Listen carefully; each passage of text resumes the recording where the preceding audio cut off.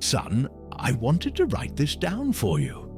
Maybe it's old-fashioned, but some things feel like they need the weight of ink on paper. Thoughts you can hold. There are things I see, not because I'm looking over your shoulder, but because a lifetime of knowing you has taught me your heart, even when we're miles apart. And lately, I've been thinking about the nature of the world you're navigating. A world so different from the one I came up in. I see you as an architect, a master builder.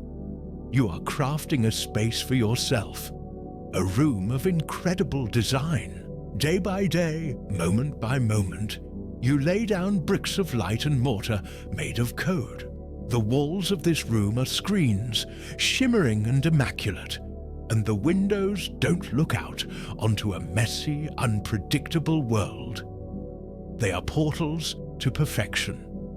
They show you lives without struggle, success without sacrifice, beauty without flaw.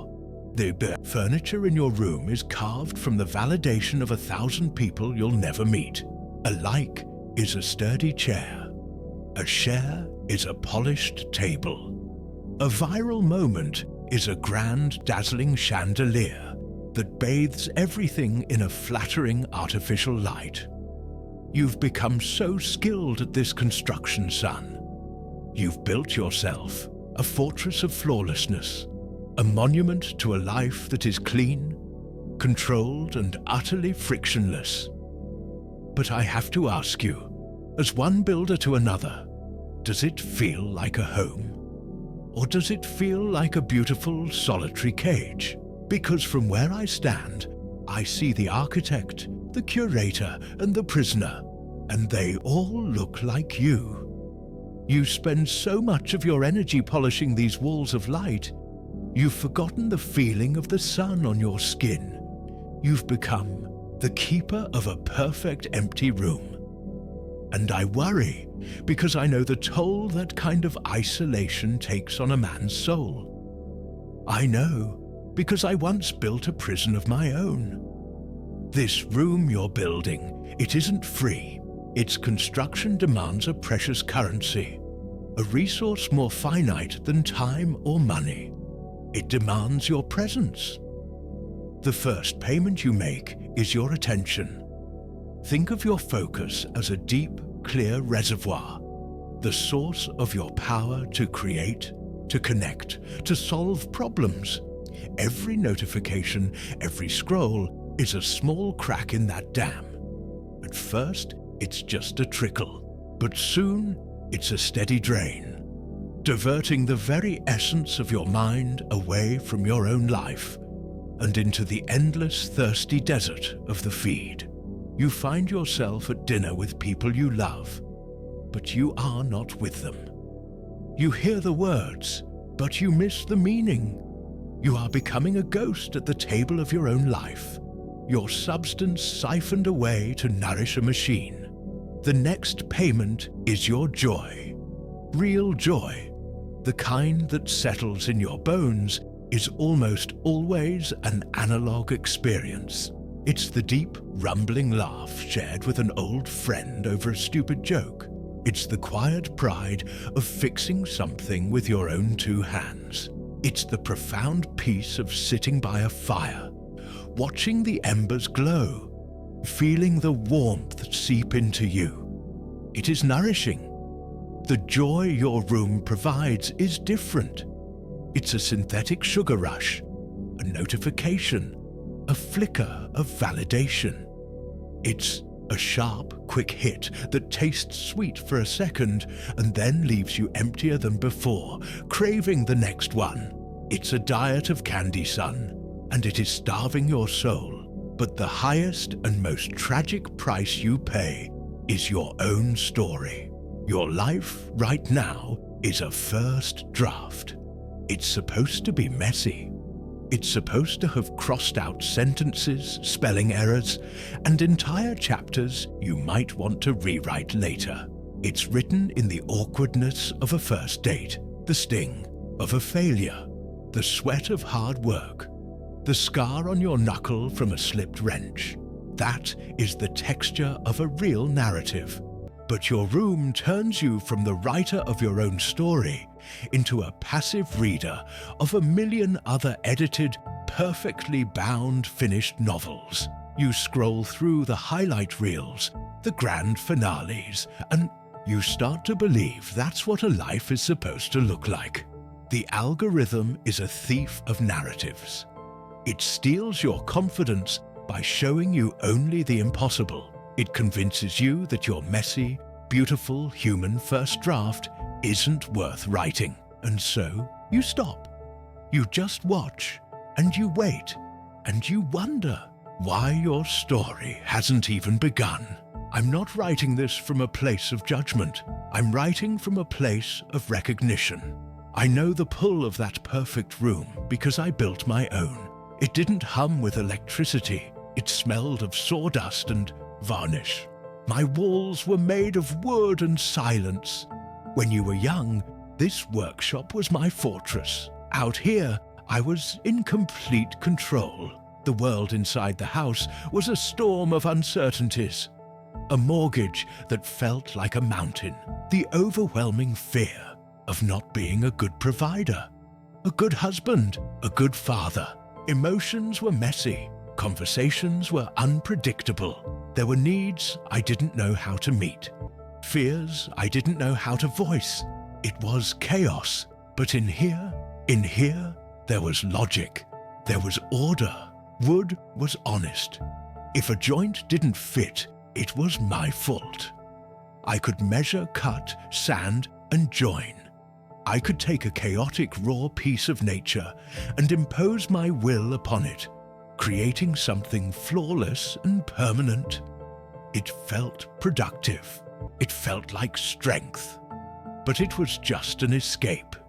It was weakness disguised as work. I'll never forget one Saturday afternoon. Your mother had been trying to talk to me about something. A worry, a dream. I can't even remember now because I wasn't truly listening. Then you came bursting in. You couldn't have been more than 7. You were holding that bird's nest you found, the one that had fallen from the old oak. Your eyes were wide with the miracle of it. You held it out to me in your small hands, a perfect fragile piece of the real world. "Look, Dad," you said, your voice filled with wonder. "Look what they made." And I see that moment now with a clarity that burns.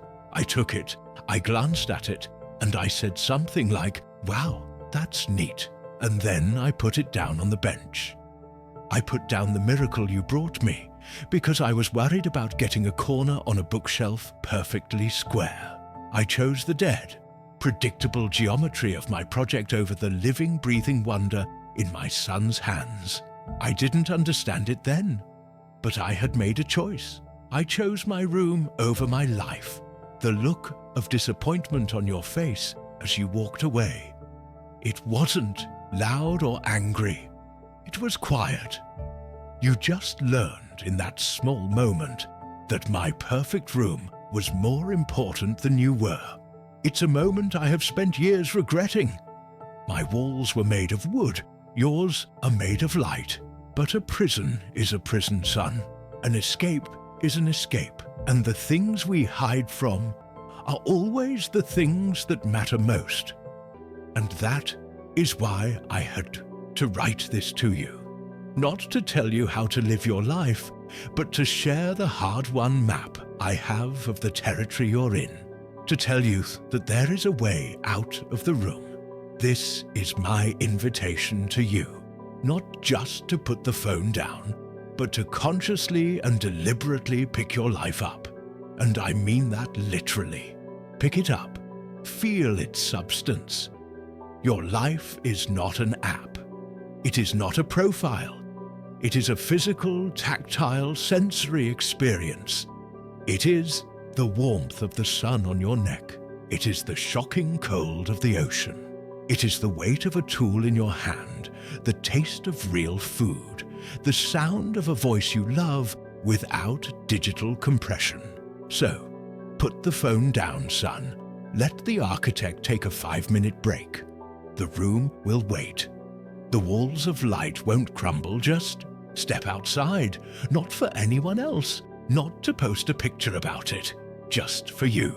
Let your eyes adjust to a world that isn't backlit, a world that has shadows and imperfections, and is all the more beautiful for it. Let's you and I make a pact, even if it's only in spirit, to reclaim a piece of the analog world. Go for a walk without a destination. Buy a coffee and just taste the coffee.